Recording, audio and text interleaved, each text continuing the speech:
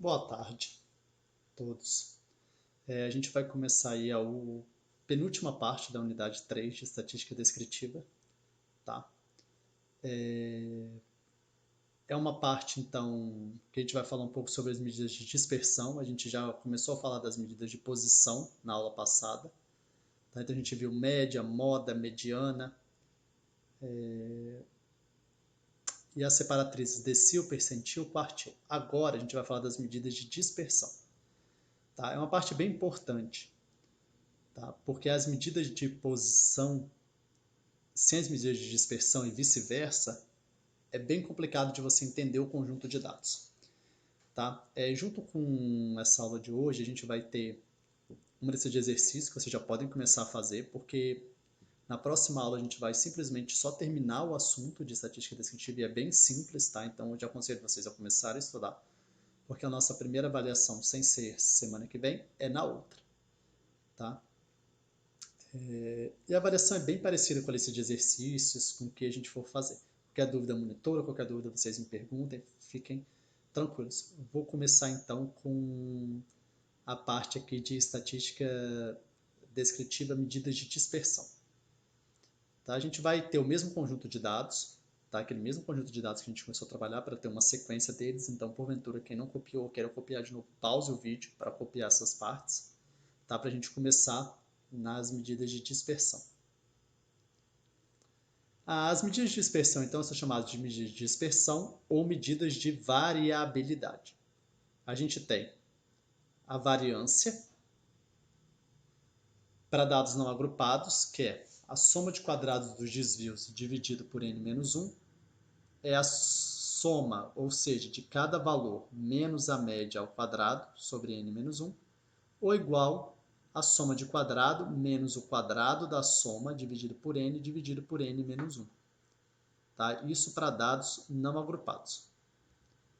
Para dados agrupados, eu tenho então que multiplicar a frequência simples vezes o centro de classe ao quadrado, somar, depois a frequência vezes o centro de classe, somar tudo ao quadrado, sobre o somatório de frequência menos 1. Lembrando que o somatório de frequência nada mais é do que o n.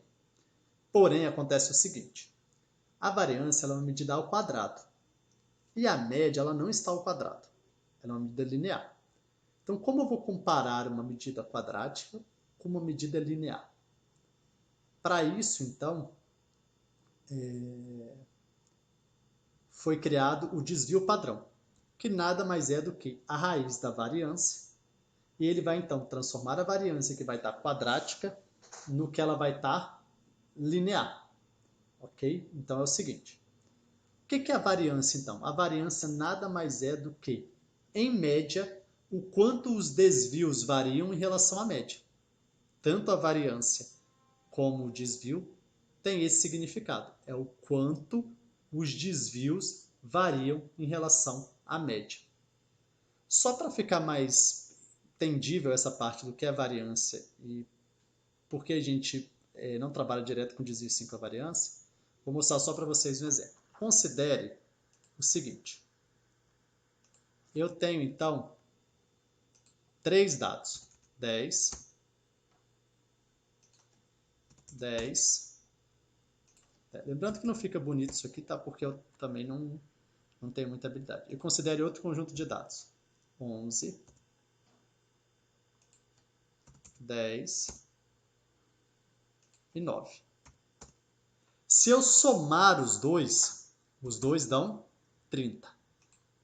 Né? Se eu somar os dois têm 30. Se eu tirar a média dos dois conjuntos, a média aqui é 10 e a média desse aqui também é 10.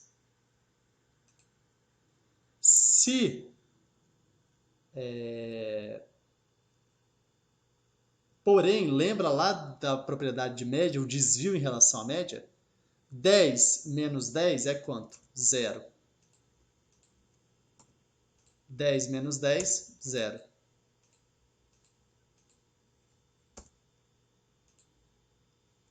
E 10 menos 10, 0. Porém, se eu fizer aqui, 11 menos 10 é quanto? 1. 10 menos 10, 0. E 9 menos 10, menos 1. Se eu somar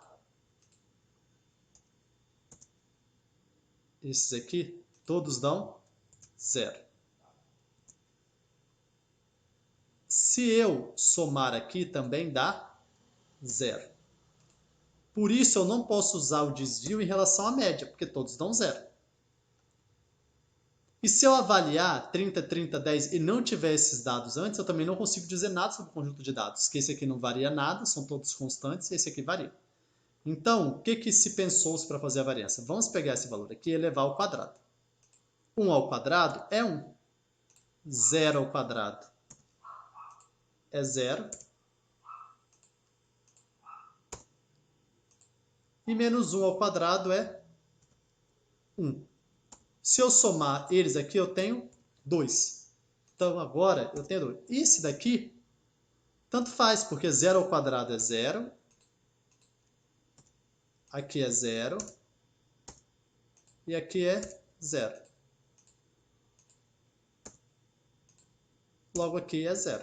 Fazendo isso aqui, eu saberia, então, que esse conjunto de dados varia mais do que esse daqui, sem precisar ter o conjunto de dados, apenas tendo a média e a variância. Por isso, ela é uma medida muito importante, tá, de ser usada. Vou mostrar aqui para vocês o cálculo. Então, vocês têm aqui o conjunto de dados não agrupados, tá vendo? 8,3 menos 14,8, que é 14,18, que é a média, até o último, 19,2 menos 14,18 ao quadrado, dividido por 9 menos 1, que dá 16,84 metros quadrados. Se eu usar a outra fórmula, que é a da soma de quadrado com o quadrado da soma, tem que dar exatamente o mesmo valor, ok? Todos têm que dar o mesmo valor. E o desvio, mais ou menos, raiz da variância, que está mais ou menos 4,10 metros. Ou seja, os desvios, eles variam em média mais ou menos 4,10 para mais e 4,10 para menos. Tá? É isso que representa, então, a variância ou desvio. Para dados agrupados, tá? A gente vai usar aquela outra forma. Lembra o conjunto de dados? Eu vou pegar a frequência e multiplicar pelo centro de classe, né, pelo xi, vou fazer com a última. Lembrando que eu faço todos os somatórios aqui no meio, dividido por 40, que é o n, 40 menos 1. Então dá 19,82 centímetros quadrados. E os desvios em relação à média desse conjunto de DAPs é mais ou menos 4,35 para mais ou para menos. Então, vocês reparem que as três estatísticas mais importantes que a gente tem é média, variância e desvio. A variância e o desvio porque eles estão associados ali pelo contexto que eu já disse. Então, como aqui eu não falo muito de fórmula, tá? Na disciplina normal eu sempre dou as fórmulas e tudo. Porém, média, variância e desvio não. São medidas muito importantes e que vocês vão usar em várias disciplinas do curso. Tá? Então, nesse sentido, eu quero que vocês aprendam isso, porque inclusive na outra disciplina seguinte, que se tudo der certo vocês vão fazer ela fora da pandemia, tá? Eu não dou nem média, nem variância, nem desvio. Então eu gostaria que vocês já começassem a aprender essas fórmulas para entender. Todas as outras, aqui não é porque vocês vão ter como consultar, eu não vou fazer um formulário, mas geralmente existe um formulário para isso, tá bom? A gente tem mais duas medidas de dispersão que a gente vai ver. Coeficiente de variação e erro padrão. O coeficiente de variação nada mais é do que o desvio sobre a média ou o desvio sobre a média vezes 100. Tanto faz usar assim, tanto faz usar dessa forma. Tá? Então, em amostras individuais, é requerido que o coeficiente de determinação tenha valor menor que 15%.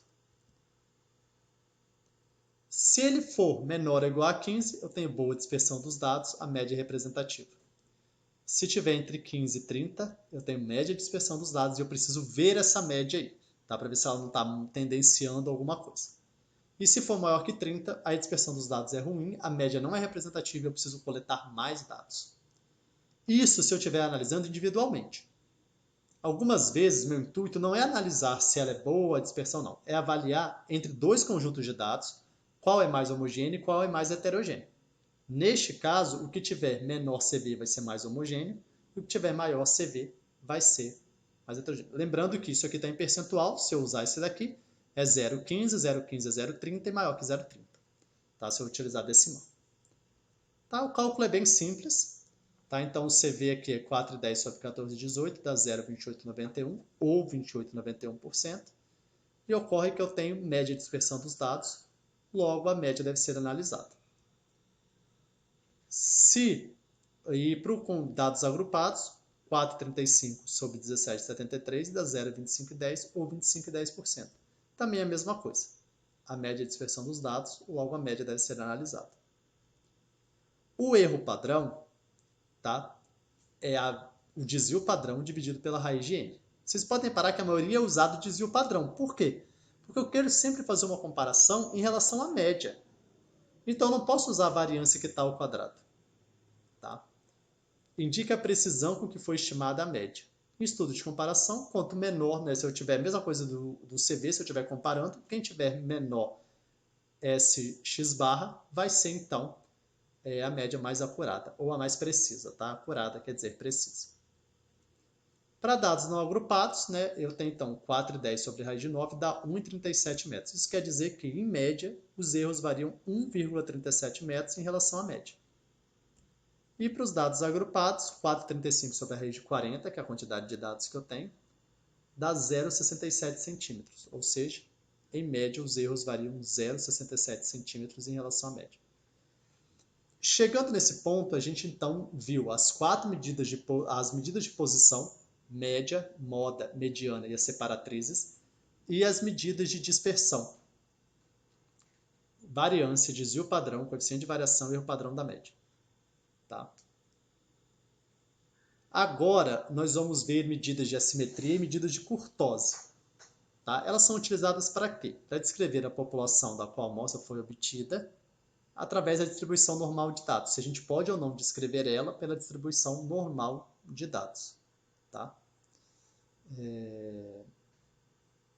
A primeira que a gente vai ver é a simetria. Então, a gente tem aqui, se a distribuição ela é simétrica. Simétrica quer dizer o quê? Tá vendo aqui? Ó, ela tem uma forma de sino. E se eu dividir para cá ou para cá, eu tenho exatamente a mesma quantidade de desvio. Ela é igualzinha. Tá? Então tá aqui, para cá e para cá.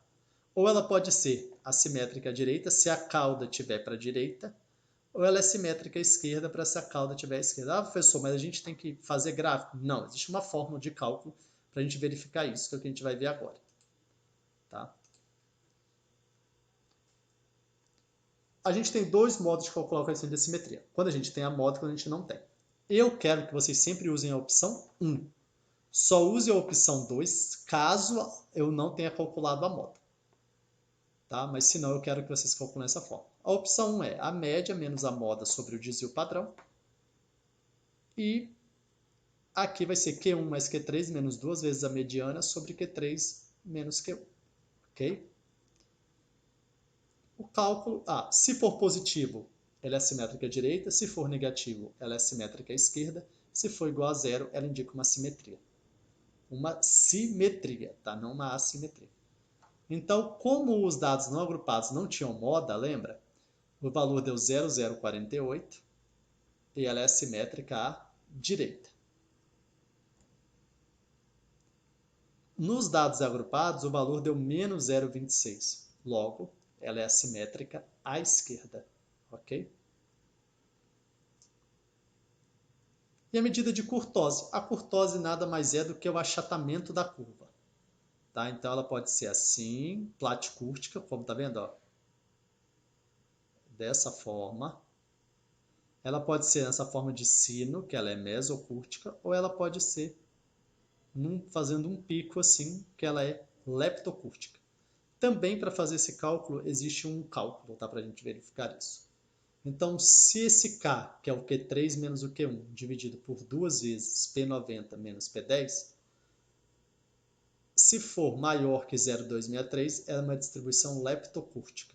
Se ela for menor, ela é platicúrtica. E se ela for exatamente igual, ela é mesocúrtica. Tá? Aqui eu só fiz em slides separados porque o cálculo tem que fazer muitas etapas, mas não é difícil. Então eu fiz aqui o Q1, o Q3, o P90 e o P10. Daquela mesma forma que a gente aprendeu lá nas separatrizes. Joguei aqui na fórmula e deu 0,322. Para distribuição leptocúrtica. Aqui eu fiz a mesma coisa, achei todos Q3, Q1, deu 0,271, também é uma distribuição, né? Deu 0,271, ela também é uma distribuição leptocúrtica. Lembrando o seguinte, tá? Eu fiz esses cálculos, refiz mais de uma vez, mas você vai digitando, você pode esquecer algum valor, porque eu fiz um pouco rápido. Qualquer dúvida, qualquer coisa, vocês podem perguntar, podem questionar. Questione a monitora, a gente vai vendo e vai consertando aí qualquer erro que tiver no slide. Acredito que não tenham muitos, né? Se porventura apresentar aí alguns, mas a gente vai corrigindo. Essas então são as medidas de assimetria e medida de curtose, que são medidas então para você avaliar a distribuição dos dados e o achatamento dos dados em relação à curva. Ok? Agora eu vou mostrar para vocês, a gente viu a fórmula de Sturges, né, que é a que a gente vai utilizar na disciplina para fazer a distribuição da tabela de frequência, porém eu vou mostrar para vocês uma outra forma que tem, só que essa aqui eu preciso ter calculado a média e o desvio antes, e aquela fórmula a gente não precisa calcular. Tá? Você calcula a média e o desvio padrão dos dados, você determina os limites pela adição ou subtração do desvio padrão à média, e normalmente não mais de 6 classes. Então o máximo que a gente faz são 6 classes. Da seguinte forma, calcula a média e o desvio, classe 1 vai ser a média menos 3 desvios até a média menos 2 desvios. Depois a média menos 2 desvios até a média e 1 desvio. Depois a média menos 1 desvio. Isso aqui, tá? Eu vou acertar lá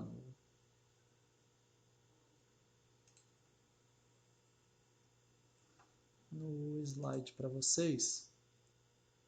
Mas lembrando que tem os negocinhos aqui, tá? Aqui,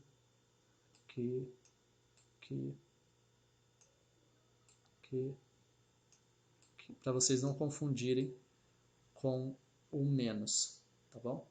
Então são barrinhas, tá? Ok?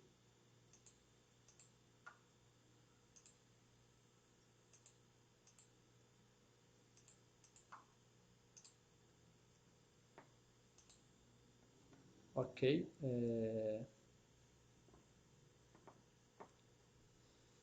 Tá, então, só para demonstrar aqui de novo, só para vocês pegarem, isso aqui não é o menos, tá? O que está aqui no meio seriam essas barras, tá? Ficou faltando aí no slide, eu já vou corrigir o slide de vocês, tá bom? Então, o menos é só aqui fora. E aí eu faço todas as classes. Vou mostrar para vocês um exemplo, tá? Então, eu tenho aí aquele conjunto de dados todos, tá? Daquele que gerou a tabela de frequência que vocês têm, tá bom? Então tá aqui, ó, 17,33 menos, tal, só para vocês verem. E aí no final tem aqui, tá vendo? 4,28 até 8,63, 8,63, 12,98, 12,98 e 17,33. 17,33. As barras que eu fiz ficaram contrárias, tá? As barras corretas são essas daqui, como vocês aprenderam aí durante toda a disciplina, tá? Considere aquele negócio, eu fiz a barra deste lado, a barra é deste lado, como está aqui. O correto é esse aqui, tá? Então, classe 1, classe 2, classe 3, classe 4, classe 5, classe 6, ok? É só um novo jeito, mas a gente vai trabalhar aqui na disciplina com Sturges. É só para vocês saberem que existe essa fórmula aqui também, e algumas pessoas utilizam dessa forma para fazer a distribuição, ok? Vou mostrar aqui para vocês agora um exercício de aplicação 1 e o 2. Geralmente a gente faz isso em sala. Gostaria muito que vocês copiassem e fizessem esses exercícios antes de ver as respostas, tá? Então a gente tem um conjunto de dados aí, eu vou calcular média, moda, mediana, variância, desvio padrão, erro padrão, coeficiente de variação, coeficiente de assimetria, coeficiente de curtose, um gráfico do tipo box plot. Tá? Então, gostaria que vocês fizessem e depois olhassem a resolução aqui. Negócio. Eu já vou passar a resolução para vocês. Né? Então, está aqui o conjunto. A média deu 7. É unimodal, porque ó, aqui eu tenho ó, 1, 2, 3, 4 8 e 3 9. Quem mais apresenta é o 9. Então, é uma moda unimodal e o dado que mais se repete é o 8. A mediana é 8, né? 9 mais 1, 10 sobre 2, 5. 1, 2, 3, 4, 5. 8. Aqui. A variância dá 8,5. O desvio dá 2,91. O erro padrão dá 0,97. Então, erra assim em relação a 0,97 em relação à média. O coeficiente de variação é 41,57%, ou seja, a dispersão dos dados é ruim. Logo, a média não é representativa. Com certeza aqui a gente teria que coletar mais dados. A assimetria deu menos 0,34, então ela é assimétrica à esquerda. E aqui eu coloquei o I, né, que é a curtose, que ela demanda um pouquinho mais de cálculo, dá 0,278, então ela é leptocúrtica. E aqui para fazer o gráfico do boxplot, eu peguei o Q1 e o Q3 lá, né, do cálculo da curtose já, fiz os limites inferiores e superiores, e daí deu 11, limite superior, quartil 3, 8,75, mediana 8, quartil 1, 4,25, limite inferior, menos 2,5. Ok? Com isso a gente faz um. Agora eu vou fazer um de exercício de aplicação 2 aí para vocês. Ok? Então, eu tenho aí um conjunto de dados, eu já fiz fx e fx ao quadrado, tá, para vocês. Deixa eu já mexer nisso aqui.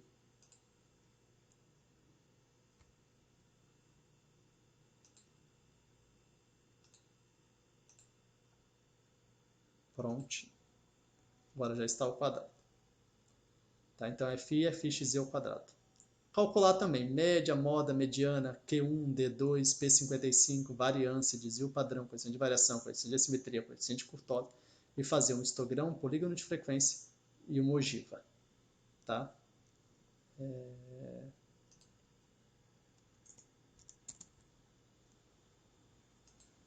Gostaria também que vocês fizessem primeiro, antes de ver o procedimento. Então, a resolução aqui desse de aplicação 2. A média deu 74,5.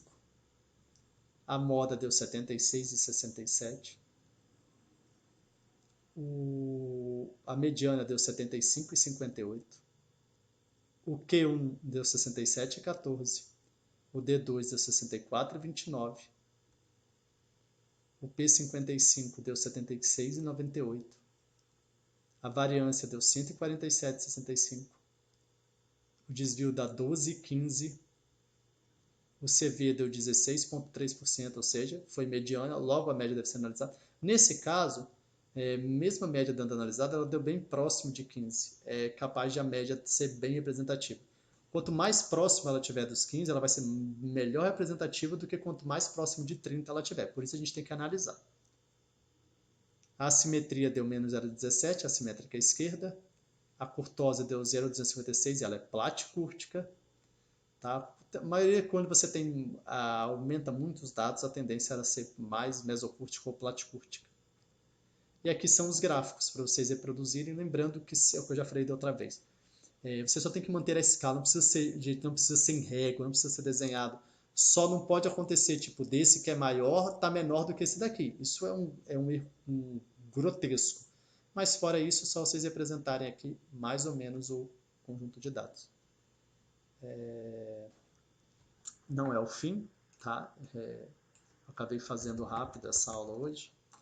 E eu continuo, a gente tem a última parte. Então, só relembrando o seguinte, tá?